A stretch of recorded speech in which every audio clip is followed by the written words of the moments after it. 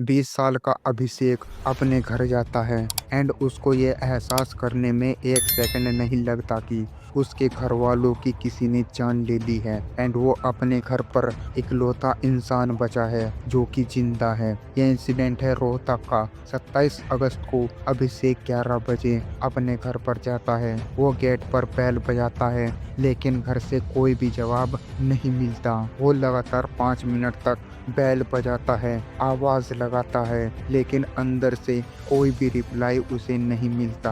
अब वो अपना फोन निकालता है एंड अपनी मदर को कॉल करता है, लेकिन उसकी मदर भी फोन नहीं उठाती। वो फिर से कॉल ट्राई करता है, लेकिन इस बार भी कोई जवाब नहीं मिलता। वो डरकर अपनी बहन को कॉल करता है एंड उसकी बहन भी फोन नहीं उठाती। वो अपने डैड को कॉल करता है एंड उसके डैड भी कॉल नहीं उठाते। वो अब काफी ज्यादा डर जाता है। डर के मारे वो अपने मामा को कॉल करता है एंड अपने मामा को सारी बातें बताता है। उसके मामा भी काफी डर जाते हैं एंड उसे कहते हैं कि वो तुरंत दीवार कूद कर अंदर जाए। वो अपने मामा का फोन काटने के बाद अपने चाचा को फोन करता है एंड उनको वहां पर बुला लेता है। जैसा उसके मामा ने कहा था कि वो दीवार कूद कर अंदर चला जाए, वो अंदर जाता है, लेकिन आगे जाकर वो देखता है उसका डर हकीकत में बदल जाता है। घर का दरवाजा बाहर से बंद था एंड गेट अंदर से बंद था। वो समझ जाता है कि कुछ ना कुछ तो गड़बड़ है। वो दोनों घर का दरवाजा खोलते हैं एंड अंदर जाते हैं एंड घर में जाकर पहली चीज वो देखते हैं उसके डैड की लाश। वो चेक करते हैं, लेकिन उसकी डैड की जान जा चुकी थी। अब वो पैनिक हो जाता है।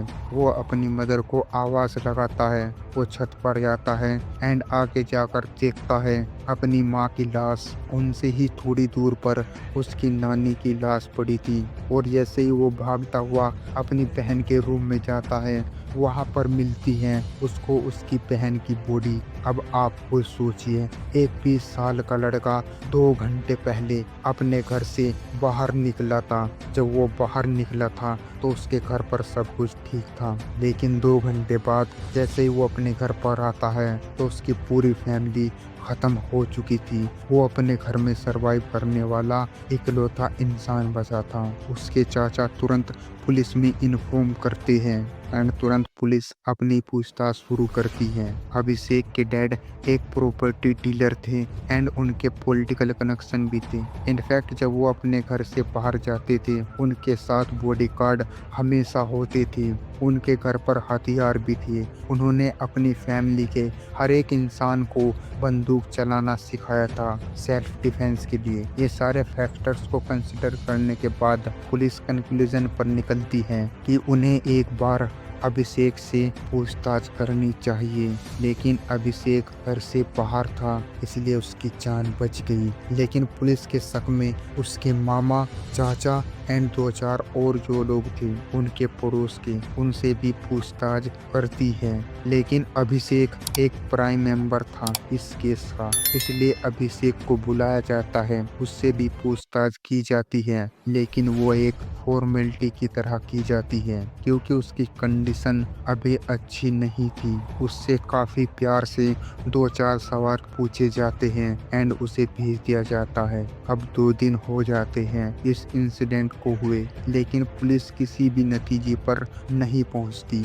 उनको कुछ चीजें क्लियर करनी थी जिसके लिए उनको अभिषेक की हेल्प चाहिए थी। इसलिए अभिषेक को पुलिस स्टेशन बुलाया जाता है। उससे सॉफ्टली 2-4 सवाल पूछे जाते हैं, लेकिन इस बार अभिषेक के स्टेटमेंट्स पिछली बार से थोड़ी डिफरेंट थी। इसके बाद पुलिस को थोड़ा सा डाउट अभिषेक पर भी पड़ता है। अभी तक पुलिस वाले अभिषेक की हालात पर तरस खा रहे थे, इसलिए उसे काफी प्यार से डील कर रहे थे, काफी सॉफ्टली पूछताछ कर रहे थे। लेकिन अब पुलिस डिसाइड करती है कि वो उसे रिमांड पर लेगी एंड अगले दिन फिर से अभिषेक को बुलाया जाता है। लेकिन इस बार पुलिस का पूछने का तरीका थोड़ा डिफरेंट होता है। पुलिस उससे हार्ड क्वेश्चंस करती है एंड वहां पर अभिषेक ऐसा कन्फेस करता है जिसे सुनकर वहां पर खड़े हर एक इंसान के होश उड़ जाते हैं। अभिषेक यहाँ पर बताना शुरू करता है कि उसको उसकी फैमिली ने कितने प्यार से रखा था, उसको कितने प्यार से पाला था, उसकी हर एक डिमांड को पूरा किया था, उसको कभी भी फाइनेंशियली दिक्कत नहीं आई, उसको जो भी चाहिए था टाइम से पहले उसे मिला। इतनी छोटी सी उम्र में उसके पास एक गाड़ी थी, एक बाइक था, एक आईफोन था, उसको जो चाहिए था उसको वो दिया जाता है। एंड उसकी फैमिली में डिफरेंस तब आने लगा जब अभिषेक कैबिन क्रू का कोर्स करने दिल्ली जाता है। एंड वहां पर वो मिलता है कार्तिक से मिलने के कुछ टाइम बाद ही अभिषेक को एहसास हो जाता है कि उसके मन में कार्तिक को लेकर फीलिंग्स है, लेकिन वो कार्तिक से कन्फेस नहीं करता बिकॉज उसे नहीं पता था कि कार्तिक भी लड़कों में इंटरेस्ट रखता है या नहीं। थोड़ा टाइम निकलता है, कार्तिक उससे कन्फेस करता है अपनी फीलिंग्स। बाद में वे दोनों रिलेशनशिप में आ जाते हैं। अभिषेक का कोर्स खत्म हो जाता है एंड वो वापस रोहतक आता है, लेकिन उन दोनों का रिलेशनशिप वहाँ पर खत्म नहीं होता। वे दोनों और भी ज्यादा प्यार करने लगते हैं एक दूसरे से। एंड कार्तिक उससे मिलने टाइम टू टाइम रोहतक आता था। अभिषेक के घर वालों को नहीं पता था कि उनके बेटे का इंटरेस्ट लड़कों में है, इसलिए अभिषेक कार्तिक को अपना फ्रेंड बोलकर अपने घर वालों से मिलवाता है। एंड कार्तिक उनकी फैमिली में, उनकी फैमिली फंक्शन में उनके साथ जाता था। एंड फिर कार्तिक रुकता भी अभिषेक के घर पर ही था। कुछ दिन ऐसे ही बीत जाते हैं, उनको पता ही नहीं चलता। एंड उसकी फैमिली को भी कोई प्रॉब्लम नहीं थी बिकॉज उन्हें लगता था कि वे उनके बेटे का फ्रेंड है। लेकिन फाइनली जब हर किसी इंसान को पता चलने वाला था उन दोनों के रिलेशनशिप के बारे में, एक दिन अभिषेक के फैमिली मेंबर घर पर ही थे। अभिषेक एंड कार्तिक ऊपर के फ्लोर में अपने रूम में थे, वे दोनों इंटीमेट हो रहे थे। तभी अचानक अभिषेक की बहन नेहा वहां पर जाती है। वो उनको उस सिचुएशन में देख लेती है। इससे पहले अभिषेक एंड कार्तिक कुछ भी रिएक्ट कर पाते, नेहा वहां से भाग जाती है। वो जाकर अपनी मदर को, अपने फादर को हर एक चीज बताती है। उसकी फैमिली वैसे ही घर पर आती है, कार्तिक को वहां से बाहर निकाल देती है। एंड अभिषेक के साथ मार पिटाई की जाती है। उसे समझाया जाता है कि वो अपने इस रास्ते को चेंज कर ले। उसकी फैमिली को लगता था कि उनका बेटा किसी गलत रास्ते पर है एंड वो सुधर जाएगा उनके समझाने पर। एंड उनके बेटे का लड़कों की जगह लड़कियों में इंटरेस्ट हो जाएगा, बट ऐसा नहीं होता। अभिषेक उस टाइम पर मान जाता है कि उसने अपनी फैमिली की बात सुन ली एंड वो इस पर अमल करेगा। उसकी फैमिली भी समझती है कि उनका बेटा सुधर गया है, सही रास्ते पर आ गया है। वो इस टॉपिक को वहीं पर ख़त्म कर देगा। एंड अब अभिषेक एंड कार्तिक मिलने लगते हैं। वे दोनों होटल में मिलते थे एंड अभिषेक ने कार्तिक के नाम का टैटू अपने हाथ पर गुदवा लिया था, जिसे देखकर अभिषेक के घर पर काफ़ी ज़्यादा लड़ाई झगड़ा होता है। उसको समझाने की भी कोशिश की जाती है, लेकिन उसके डैड समझ चुके थे कि उनका बेटा अब नहीं सुधरेगा, इसलिए उसके डैड ने अपनी सारी प्रॉपर्टी नेहा के नाम कर दी। अभिषेक इस चीज़ से और भी ज़्यादा परेशान हो जाता है। वो कार्तिक को ये सारा बातें बताता है एंड वे दोनों कुछ प्लान करते हैं। कार्तिक उसे कहता है कि अगर वो सर्जरी करवा ले और लड़की बन जाए तो वे दोनों शादी कर सकते हैं एंड फिर वो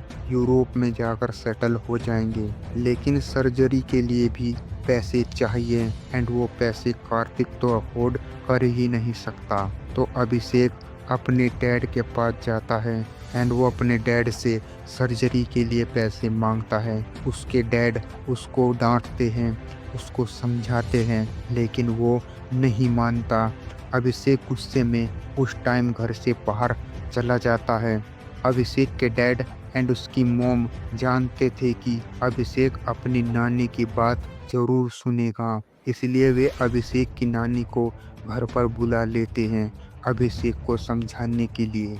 और अभिषेक की नानी घर आ जाती है, लेकिन 2 दिन तक अभिषेक घर ही नहीं आता। एंड वो फाइनली 27 अगस्त को 2 दिन बाद अभिषेक घर आता है। घर आने के बाद वो सीधा अपनी बहन के कमरे में जाता है। वहाँ पर म्यूजिक बजाता है, वो भी तेज वॉल्यूम में। इससे पहले उसकी बहन कुछ समझ पाती, कुछ बोल पाती, वो बंदूक निकालता है एंड अपनी बहन को गोली मार देता है। लेकिन म्यूजिक की आवाज़ इतनी लाउड थी कि सेकंड फ्लोर पर नीचे किसी को सुनाई नहीं दी। फिर वो अपनी नानी के पास जाता है एंड उन्हें कहता है कि मेरे कमरे में चलो, मैंने एक नया गाना सीखा है, मैं आपको सुनाना चाहता हूँ। वो अपनी नानी को अपने रूम में लेके जाता है एंड वहाँ पर अपनी नानी को भी गोली मार देता है। उसकी मॉम किचन में काम कर रही थी। वो अपनी मॉम के पास जाता है एंड अपनी मॉम को कहता है कि नानी आपको रूम में बुला रही है। उसकी मॉम अपना काम छोड़कर रूम में जाती है एंड आगे देखती है अपनी मॉम की लाश। इससे पहले उसकी मदर कुछ रिएक्ट कर पाती, कुछ समझ पाती, अभिषेक पीछे से उन्हें गोली मार देता है। इस वक्त वो 3 खून कर चुका था एंड चौथा खून करने जाता है। वो अपने डैड के रूम में जाता है। उसके डैड बेड पर बैठे होते हैं, किसी से फ़ोन पर बात कर रहे होते हैं। वो जाकर डैड के पास बैठ जाता है एंड वेट करता है उसके डैड का कॉल कट होने का। उसके डैड का फ़ोन कट होता है। उसके डैड घूमते हैं एंड उसके डैड कुछ बोलने की कोशिश करते हैं। तभी अभिषेक उनको भी गोली मार देता है। उसके डैड मर चुके थे एंड वो एक और गोली अपने डैड को मारता है। वहाँ पर अपने हाथ धोता है, खाना खाता है एंड कुछ चीज़ें लेकर वापस होटल में कार्तिक के पास चला जाता है।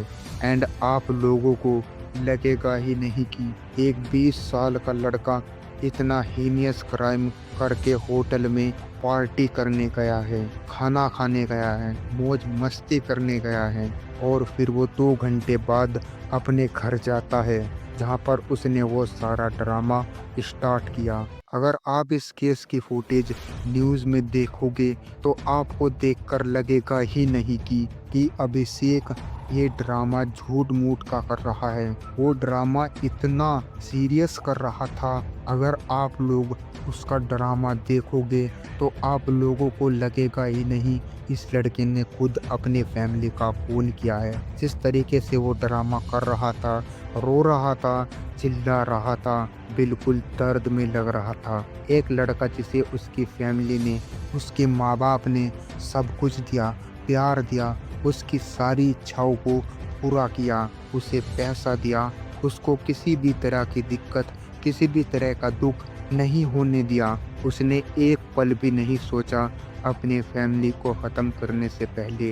एंड ये सिर्फ अभिषेक की बात नहीं है। आजकल की जनरेशन जो छोटे बच्चे हैं, उनके माँ बाप उन्हें डांटते हैं तो उन बच्चों का रिएक्शन ऐसा होता है जैसे वे कुछ कर देंगे। एंड इससे अच्छा है कि हम लोग वक्त रहते हुए ऐसी चीज़ों को सुधारे। एंड हमें लग रहा है हमारा बच्चा इस डायरेक्शन में है तो उसे टाइम रहते सुधार ले, नहीं तो वो काफ़ी नुकसान करने वाला है।